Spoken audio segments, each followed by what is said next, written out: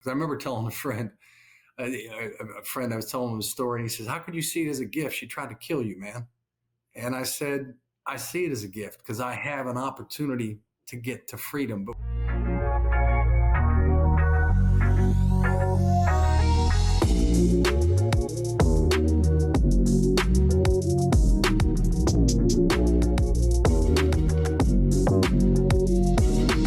let's impact some men today. I think we're going to do a great job. What's going on, guys? Welcome to the Modern Man Podcast, where we connect men in pursuit of their potential. Join us as we embrace discomfort, cultivate community, and put wind in each other's sails. Now, if you're ready to take your personal and professional growth to the next level, be sure to like, share, and subscribe to the podcast. And of course, don't forget to check out the Noble Knights Mastermind Group, where you'll find the support, accountability, and mentorship you need to achieve your goals. Join us and become a part of a group of like-minded men on a mission to elevate their capacity for life. And I'm excited to get some capacity in our lives and some wind in our sails for my guest today, author and speaker, author of The Third Gift, JD McCabe, joining us on the show. JD, thanks for hopping on, man. Ted, thank you for having me. It's a true pleasure to meet you, and I thank you for sharing your platform with me and having me on as a guest. Absolutely. My pleasure. And I always like to step out of the way and let the guests get acquainted with the audience without my interruption or anything like that. So please take the stage, take the mic. The show is yours, and let the people know who you are. And then we can kind of jump into today's topic. Sure. So yeah, JD McCabe. I was born and raised in Northwest Pennsylvania. I'm the middle neglected child of 9. I've got 5 brothers, 3 sisters. Blessed to say that I now have two young adults that I couldn't be prouder of the choices that they made as we went through a extremely traumatic situation from a family perspective over the last 4 or 5 years. And then finally, I would say that I'm a guy that always had decent faith, but throughout my journey, throughout the trauma that I went through, I've learned to make God more of a priority in my life and to keep him centered. And it keeps me grounded, quite frankly. Yeah. Well, you've also wrote a book that chronicles an experience that I'll start here. Not a lot of men come forward and talk about. There's a level of vulnerability we talk about on this podcast, and part of leadership is exuding that, right? You go first, we always say, when it comes to a relationship. One of the questions I wrote down was, as a man coming forward with your story that you chronicle in your book, in terms of domestic violence, being a survivor of that, and recapping the depth of what you went through. What was that like? Whether it be battling your ego, whether it be battling vulnerabilities, of getting the courage you've gotten to at least be here on this episode to tell this story. Yeah. You know, to be honest with you, when I made the decision to write the book, I was strongly encouraged by my female therapist to do it at the time. As you so correctly verbalized there, Ted, there are very few, if any, books out there about men in an abusive situation. For me, it wasn't being full of shame of what I went through, but I thought that I could do it to not only inspire other men, but perhaps other women, because as I went through my journey, what kept me grounded was hearing other people's stories, whether it was reading books or meeting people. Because I lived out of my car and lived out of a hotel for 3.5 months until we figured out what was going to happen. And I met a lot of people along the way, but those folks that I met, when they would share their stories, they would keep me from falling down into self-pity, into why me, and recognizing that in spite of what I was going through, I didn't have it so bad, that other people had it far worse. But I will also say that the biggest emotion that I struggled with as a man was not the betrayal or the disappointment or the betrayal of going through the legal system or the mental health system or what have you. Was just, and maybe it is shame. I don't know where shame crosses over into anger or not, but it was being angry at myself. How did you not see this? How did you allow this to happen? How did you allow someone to abuse you to the point of pushing you to the edge. I mean, pushing me to the edge, almost forcing me over the edge, quite frankly. So it was anger with myself, like, you're a reasonably intelligent guy. How did you get played? How did you get played so bad? And it's a very complex, complicated story, but that was one of the emotions that I struggled with for the longest time, to say, how did you not see this? And I That's think a fair to your question. Yeah. Go ahead. I actually want to let you finish on what you were going to say. Sorry to interrupt. No. And so, I mean, that's the biggest one that I struggled with. I didn't struggle with her infidelity. I didn't struggle with, I didn't even struggle with the fact that she tried to kill me. So one of the things that I discovered so many things through the revelation of what the title of the book is perfect. The third gift. The first two gifts are my kids. The third gift was once we separated and she made the accusation I gave her a sexually transmitted disease. That is where God intervened and said to me, son, your marriage is over. I'm going to give you the start of the truth. You're going to have to do a little work and you're going to have to dig and find the truth for yourself. But I'm going to give you the start of the truth that everything that she had been accusing you of doing, she was actually doing. So in spite of all of the discomfort and the trauma and the darkness and all that, I learned a lot throughout throughout my situation. But it was anger. I was angry with myself most of the time. Yeah. I mentioned the question being a fair question and the emotion being understandable, because you take a 20-year marriage before things took a turn. Transparency, I'm married maybe 10% of that, right? There's so much we don't know what's down the line or what we think we've set ourselves up for. How does 20 years take a turn? What was that, I guess, transition like for you, that realization like, and how did it first show its breadcrumbs and show its colors a little bit? Yeah, it was quick. And to be honest with you, it kind of came out of nowhere. And I will never fully understand what her, how she transitioned mentally. I would discover that she had, amongst other things, I would discover a hidden prescription drug addiction. Again, something that I was accused of doing, she was actually doing. But it started quite subtly with her accusing me of infidelity.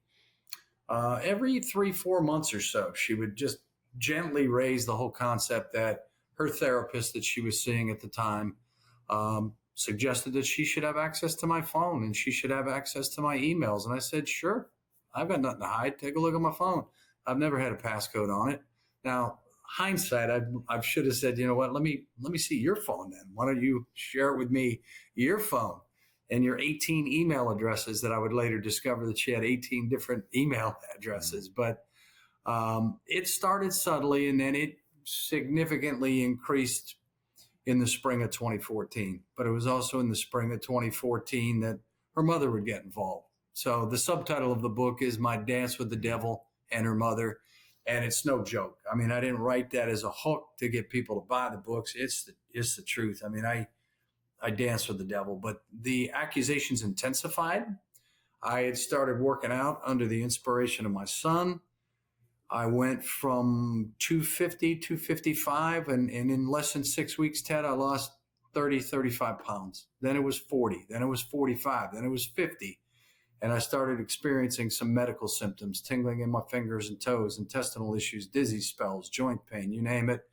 Started the journey of going to, my family practitioner to try to figure out what was going on with me. I had white blood cell counts that were elevated, liver enzymes that were off, and I was evaluated for everything from leukemia to early onsets of Parkinson's, and they couldn't find anything. And I wouldn't discover until after we had separated. We had been separated for almost a year, that I would discover that I had been chronically exposed to arsenic. So I believe that she was putting it into my protein powder. So things intensified in the spring of 2014 with her mom getting involved, with more emotional abuse, significant emotional abuse.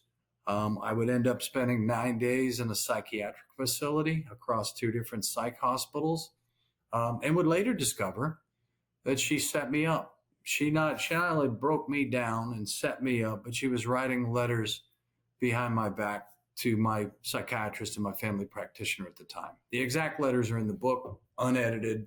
I didn't want to edit them. I wanted to leave it in her verbiage. So I would spend 9 days in psych lockup and then spend another 6 months, 7 months in the marriage trying to figure out what was going on. It was a classic example of gaslighting, projection, things that I was not familiar with at the time. And we would journey through the courts for 4 years, a domestic violence trial, a 4-day alimony trial. I would be alienated from my daughter for essentially 2 years. And then she would be old enough to recognize that mom had some issues and she would come back into my life. So quite the journey from not only dealing with emotional abuse and all that stuff from her part, then it was dealing with the disappointment and the betrayal of a mental health system, our broken legal system, and our broken medical system that would enable her to go from hospital to hospital, physician to physician, doctor shopping, prescription shopping, and self-reporting all the alleged illnesses that she had. But along the way, the third gift, God was intervening, and it was the start of the truth. It was the ability for me to begin to establish who I was as a man and to be able to restore my identity. The one thing I wanted to say is that, and again, I appreciate the opportunity to share this on your platform, is the big mistake I made as things started to heat up was I told nobody. You know, I come from a large family. I've got a large network of friends. I told nobody what was going on. And I don't think it wasn't a matter of pride, but I was trying to, I guess the typical guy, I was trying to figure out what the hell was going on in my marriage. You know, where's all this coming from? So I isolated myself. I lost my sense of objectivity, and that enabled her to just continue, her and her mother to continue to really hollow me out and break me down, you know? And so, yeah, it was quite the journey for sure. But it started subtly, and then it escalated, like I said, in the spring of 2014, and then poof, she got out both flamethrowers and decided she was going to, you know, set me on fire emotionally. Yeah. Sorry you went through all that, man. And a couple questions come from that, but one is, in the heat of all that, how do you maintain your composure as much as you can? You mentioned earlier on your increased faith and how that really is what got you through. I guess for anyone who might be getting signs themselves, who might be going through it, if they're listening to this podcast, they're like, crap, man, I'm in the thick of it right now. The legal battles, haven't seen my kid, whatever it is that they might relate to in the thick of their storm. What was it, JD, that kept you focused on that North Star and anchored in that chaos? Yeah, I think that simply stated, it was gratitude, believe it or not. I remember telling a friend, I was telling him a story, and he says, how could you see it as a gift? She tried to kill you, man. And I said, I see it as a gift because I have an opportunity to get to freedom. But when I say gratitude, people don't understand that if she had not made that revelation, you know, if she not made that accusation, I gave her a sexually transmitted disease, I don't know where I'd be today, Ted. I don't know where I'd be emotionally. I don't know what my relationship would be with my kids. I wouldn't have the sense of clarity. I would never have looked. I never dreamed she had a drug addiction. I never dreamed she was out running around on me, because one of the other complicating factors in the story was she would allege to have an autoimmune disease. Early on in our marriage, that started. And we would later figure out, as we went to our alimony trial, that she indeed doesn't have a legit autoimmune disease. It's all in her head. So there was no medical evidence to support that. So there was a lot of complicating factors for me along the way. But at the end of the day, it was gratitude, and it was avoiding, I didn't avoid it every day, but it was avoiding self-pity, recognizing that I had 2 kids that were going through this as well. And my therapist at the time said, as you go, your kids will go. And I'd have to repeat that to myself on certain days to go, look, you got to stay strong for them, because as I go, they will go. And if I lead by example, then they will follow. They will follow me. They will see my strength, and they will, you know, hopefully be able to, you know, carry through because of that. But ultimately it was gratitude. And I quickly stopped asking what I call the circular questions of why. I stopped trying to figure out why this was all happening and simply said to him, let your will be done. I didn't want it to take 4 years, but it took 4 years. And I became real comfortable with the psalm that talks about waiting for the Lord, right? Let your heart be strong and take courage, wait for the Lord. And, I'm like, come on, you can end this at any time. This has been 5 years. Let's get this over with. But I recognize it was on his time and it was his plan. Yeah. But again, at the same time, had she never made that accusation, I have no idea where I'd be today emotionally. No idea. Yeah. So he set me free. He set me free. Can just change everything. Yeah. And isn't it funny how God's clock must be kind of slow or something, man. I'm like, come on. Do we calibrate? Well, it's another. Yeah. It's another reminder. There's been a lot of life lessons I've taken away from it. The other thing I would say is that complacency and comfort are dangerous. They're dangerous. So I was 17 years into a marriage. I was comfortable. We were perhaps complacent, and you think you have it all figured out. And then he's like, no, you don't have it all figured out. I'm about to rock your world. You just don't know it yet. And I'm going to see how you handle adversity. And so I don't worry about tomorrow anymore. I do plan. I still do plan, but I don't worry about tomorrow. Yeah. Because, I'll worry about today and he'll take care of tomorrow. So I don't worry about it. You mentioned with the kids being involved and 2 years being separated from your daughter. Touch on that really quick, because I can only imagine for any father listening, anyone who is looking forward to seeing their kids, or maybe they're working on getting back to their kids and they're afraid of what that interaction might be like when they see them for the first time after a year, 2 years. I guess help us with that process through what your experience was like. Yeah, I'll never forget the first time I saw her, because I really didn't have a relationship. Even when I was still living in the home, I didn't have a decent relationship with her. Everything that she was being told at the age of 15, she never shared with me, but she was, led to believe that I was a drug addict. I had, mood issues. I had all sorts of stuff. And, so I lost my ability I gave up my ability to parent. But the first time that we reconnected, fortunately, I had the guidance of a very good therapist that was able to talk me through it. And in my mind too, I said, I'm going to try to shoot, because we were still in the middle of our battle. We had not even gone to trial yet. We had unbeknownst to me, we had another 2 or 3 years of legal stuff ahead of us. But I'm like, look, I got to try to make this as normal as possible for her so she can enjoy the remaining part of her junior year in high school and her senior year in high school. And I just focused on her and focused in on our relationship. And I tried to shield her from all that had transpired. And both of my kids, I didn't write the book until I had their consent, and they both read it. And when they read it, they're like, wow, Dad, you kept so much from us. And I said, well, I had to. I wasn't going to get down into the mud with your mom and try to weaponize you guys like she did, but I tried to maintain as much sense of normalcy as possible. If she wanted to talk about something or wanted to talk about the situation, I would address it. But other than that, I just wanted to make it as normal as possible for her, in spite of what I was still going through. But the first meeting, we spent an hour and a half just going through photos, looking at photos on her phone or whatever, getting caught up on her life and boyfriends in school and what college choices. I was not involved in any of that stuff, and so it's just kind of regrounding and getting caught up on what I'd missed. I missed 2 birthdays. I missed her 16th birthday and 17th birthday. 16th because I was in psychiatric lockup, and the 17th because I wasn't in her life at that point. It's my favorite chapter in the book, by the way. Chapter 19, Hi Daddy, when she comes back into my life. When she recognized that there's something wrong with Mom. She recognized Mom in a drug withdrawal.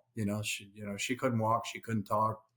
There was dog food all over the floor. And at that point we were separated, and I had full access, legal access to her pharmacy claims and medical claims, and I noticed that she had stopped some very powerful medications cold turkey, and I knew that being in the medical pharmaceutical field, I knew a drug withdrawal was coming, and so that's exactly what my daughter unfortunately experienced. But it forced her to say, I need to go see my dad. And then after she saw me the first time, she moved in a week later. Said, I want to come stay with you, Dad. And I said, okay. So I intentionally got a 2-bedroom apartment. Meant the world, because I was concerned, quite frankly, about her emotional well-being, because we started to communicate a little more consistently before she moved back in with me. And I would be on the other end of the phone, and I would hear the abuse she would endure from her mother. Then my therapist said this would happen, that once I'm out of the picture, she's going to attack your son, she's going to attack your daughter, and as a result, today they have nothing to do with her. They haven't seen her in 4 years, and they've had to make the difficult decision to remove their mother from their lives to get rid of the toxicity. So if iron sharpens iron, so does one man sharpen another. But if you're a man and you're alone or listening to this, then who sharpens you? What's going on, guys? Ted Thayton here, host of the Modern Man Podcast, also founder of the Noble Knights Mastermind Group. And I'm just out here encouraging you to find your circle. Maybe you're on a personal growth journey and nobody around you understands the new mentality that you're possessing. That's okay. You can find an online community that will pour into you, will navigate your goals and navigate your obstacles, share their experiences, resources, and more. Join the Noble Knights Mastermind Group and try us out for free to tap into a community of men helping each other scale up and reach their goals. Check out themodernmanpodcast.com.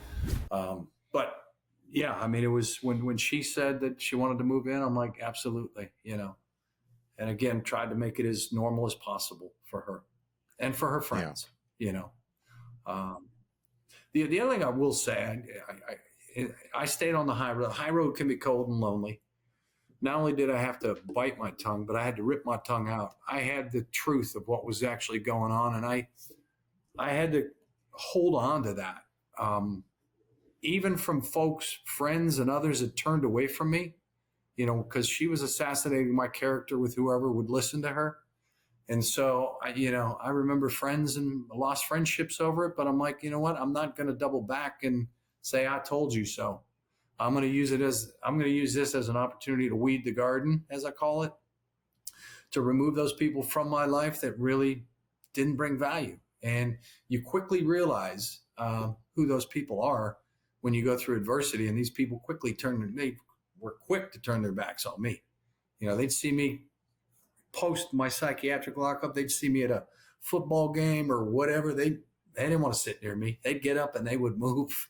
They wouldn't talk to me. And when the truth came out, I'm like, yeah, you know what? I'm going to hold my head high, but I'm not going to come attack you. I'm not going to tell you. I'm not going to restore my character with you. I don't need to. So, what were, for anyone that might be in the infancy of their relationship, their marriage, they might be knee deep in it, might have some feelings of something's off, something's not right. What were some of the signs you wish you might have picked up on earlier, that you could maybe caution some listeners right now with what to look out for? Yeah, I think the first thing would be when they ask to see your phone and your emails, then you should ask them to return the favor. If they're asking to see that stuff, then there's something going on for sure. And the interesting thing is her alleged therapist, who suggested that I was probably cheating on her, which I don't believe that to this day, because I said I'll be happy to sit down with your therapist. And out of the blue, that therapist stopped practicing. But I would also say that if you've done nothing wrong in your marriage, the brightest thing my psychiatrist said to me when I was on the inpatient side, he's like, look, if you haven't been caught with your pants down, then why do you continue to tolerate it? So if your folks are making false accusations against you, they're more than likely got something that they're trying to hide themselves. Yeah. So follow your gut. Follow your gut, and make sure you've got an objective voice out there. Somebody on the outside that doesn't have the clouded vision that you have, that can say, you might want to consider this, or you might want to consider that. Again, I had lost all objectivity by isolating myself for 6, 7, 8 months. But if you think something's wrong, follow your gut, and you have the right to ask them to return the favor, to share their communications and their emails and phones and so forth, so on. You mentioned a couple of times the help and the guidance that you received from your therapist, and mentioning having someone who can take an objective look at the situation. When did therapy come into play? And it's something I've said on the podcast. It's been helpful for when I've gone and continue to go through therapy and just explore my reality and my approach to things. Yep. I think there's a lot of benefit in that. How long did it take you to get introduced, to take that step and bring someone in the fold? Yeah, and I would say to find a competent one, and I will say competent, because when I got out of the psychiatric facility, my psychiatrist at the time said he could do psychotherapy, and I said that's fine, but he wasn't very good at it, truth be told. But I didn't find a competent therapist until my attorney said, I know you're seeing a psychiatrist, but I also want you to see a therapist as well, because the road ahead is going to be very difficult. You have no idea what you're about to step into. You're about to divorce somebody with borderline personality disorder, amongst other things, and you need to be prepared for what's coming your way. And this woman was fantastic. She was fantastic in guiding me in rebuilding my relationship with my daughter, but she also was fantastic in really predicting everything that was going to happen as we moved towards, mediation and then divorce, and suggested a lot of great books for me to read to begin to wrap my head around with who I actually was dealing with. And I will say that I've become a huge advocate for therapy. I'm not in therapy currently, but whenever I feel the need, when I made the move from North Carolina down to South Carolina, there were some things happening in my life that I was smart enough to say, you know what, I need to go talk to somebody again. I need to get regrounded and just have an objective voice to hear what's going on in my life. And so, yeah, I was blessed. I was in therapy for 3-4 years with the therapist that was recommended by my attorney at the time. Yeah. You mentioned a couple times of whether it's finding out about the arsenic in the protein shakes, or being admitted into a psych ward against your will. Through the process of going all this, keeping your composure, how do you overcome those obstacles, those dark times, when it looks like there's no hope? What would you advise someone going through their darkest time, their storm, to hold on to? Well, again, for me, it was, first of all, I knew that she was gone off the deep end. And I knew that, as people say, right, it's not your fault, but it's your responsibility. So the way that I looked at it was, okay, I didn't create any of this, but my kids are my responsibility, and I've got to keep it together for them. They need me. They don't have another parent to lean on. Secondarily, it was just simply faith. And there were a lot of days where it got too bad, and I traveled a lot at the time. This was pre-COVID, and if I was on the road and I wasn't feeling right, I would find a church. I'd find a sanctuary. I didn't care what denomination it was, but I found some place just to go get recentered in a little bit of peace and quiet, even if it was for a half hour or 45 minutes. But for me, it was a lot of prayer, leaning on faith, and then certainly, family and friends as well. But family was 8-9 hours away in Pennsylvania, and I'm in North Carolina. So I was in North Carolina at the time, but for me, it was just leaning heavily on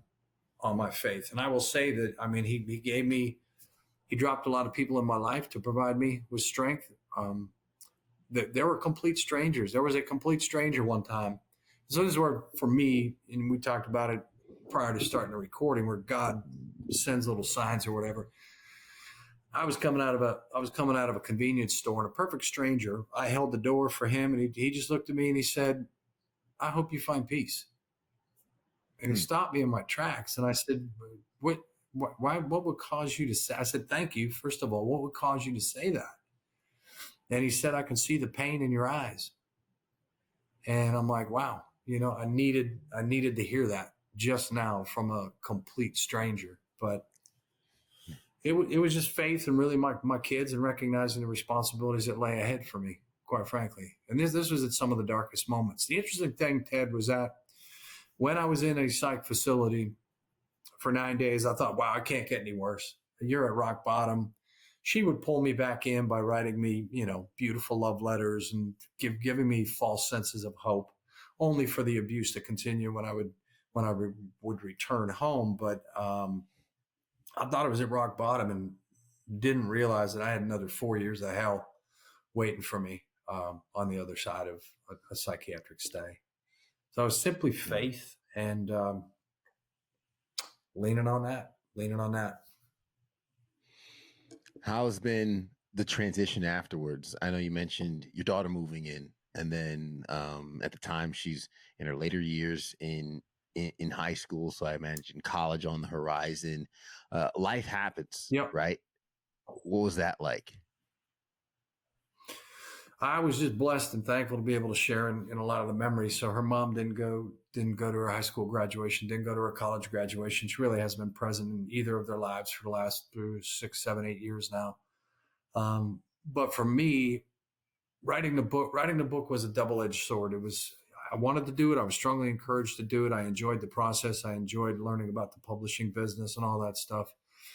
On the flip side, though, there was a lot of boxes that I had to unpack, emotional boxes that I had tucked away.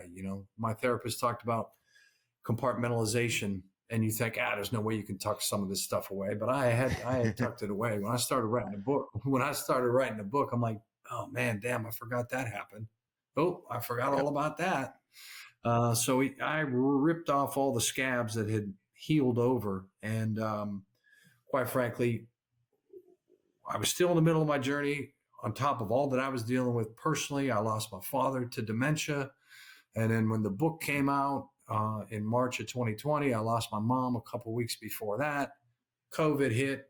I had to make the transition. I decided to move from North Carolina to South Carolina. So I was not in a good place in March of 2020 when the book came out. And that's when I went back into therapy for about 6 months to 9 months, just to kind of get recentered and regrounded on what the heck is going on, because my world was turned upside down again. Not as bad as it had previously been, but it's the launching of the book and reliving all of it.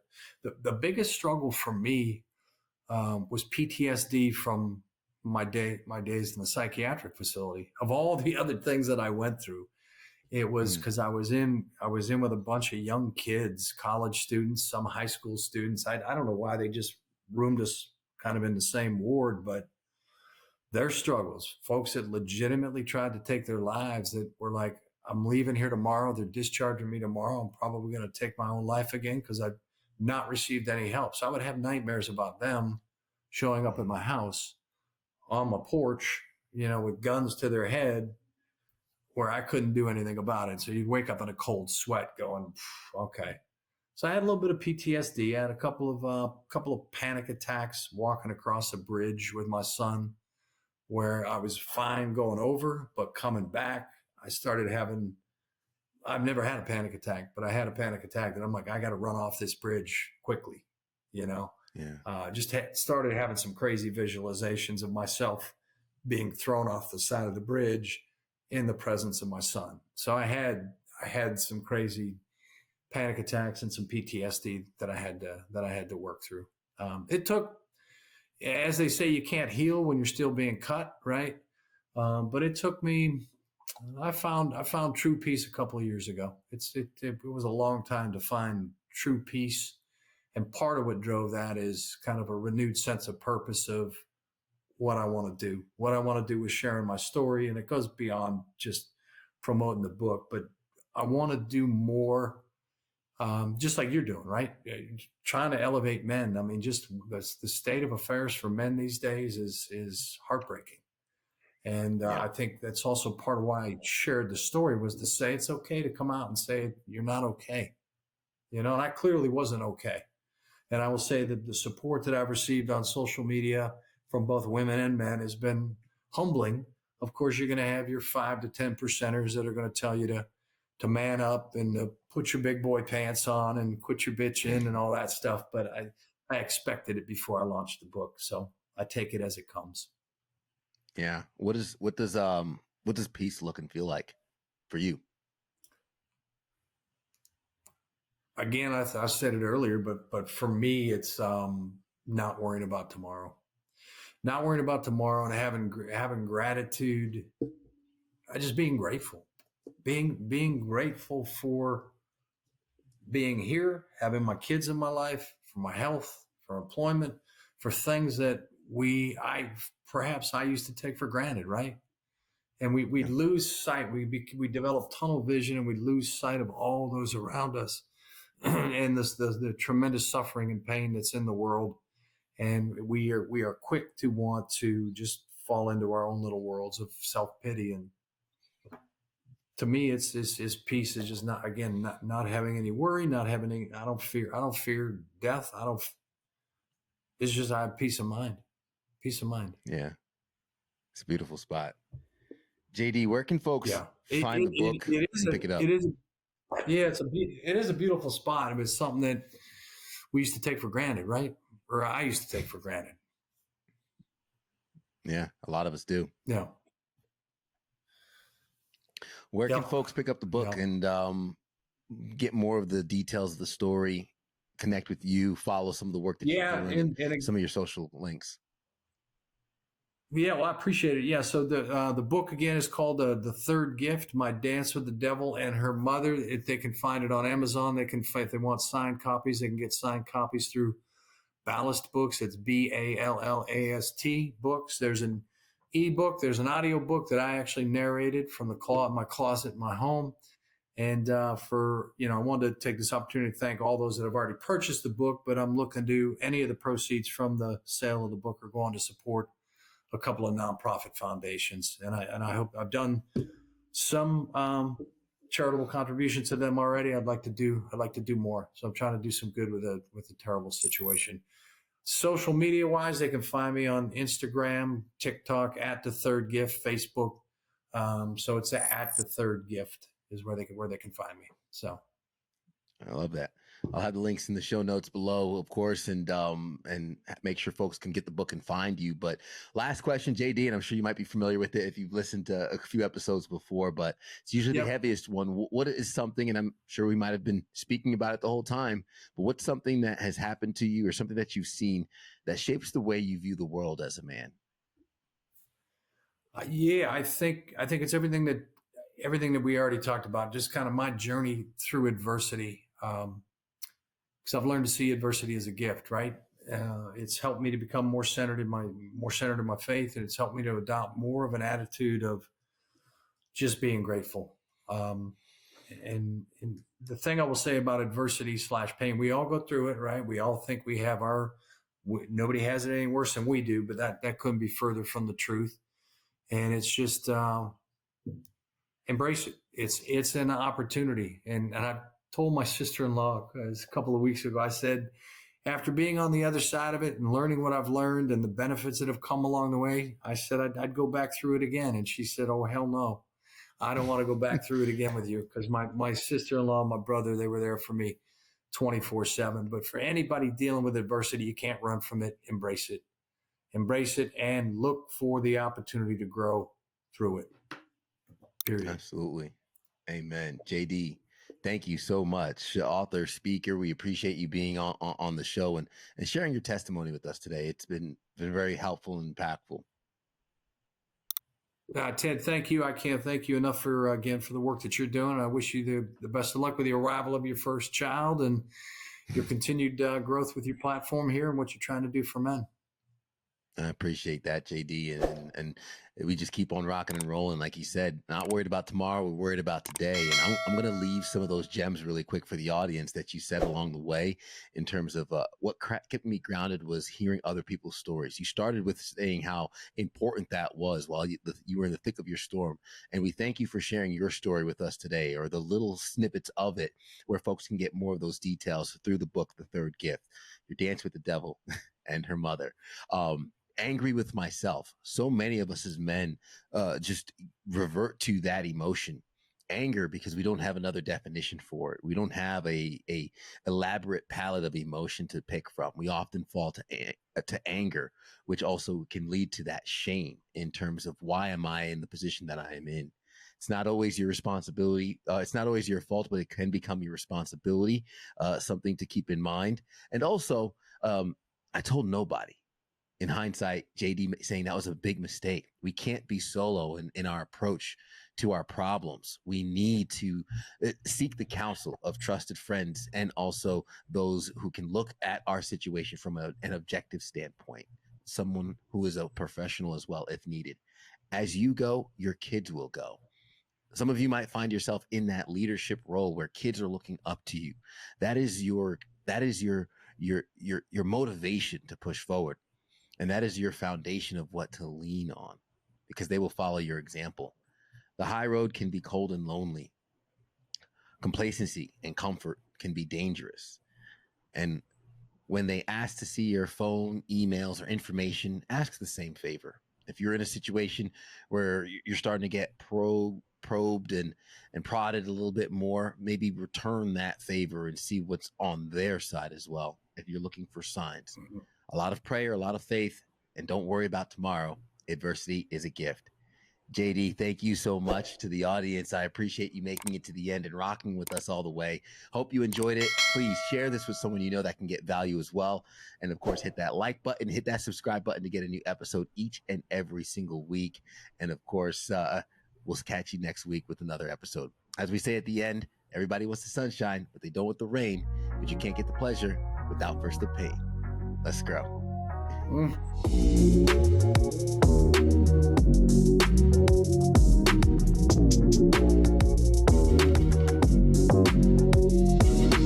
Let's impact some good today.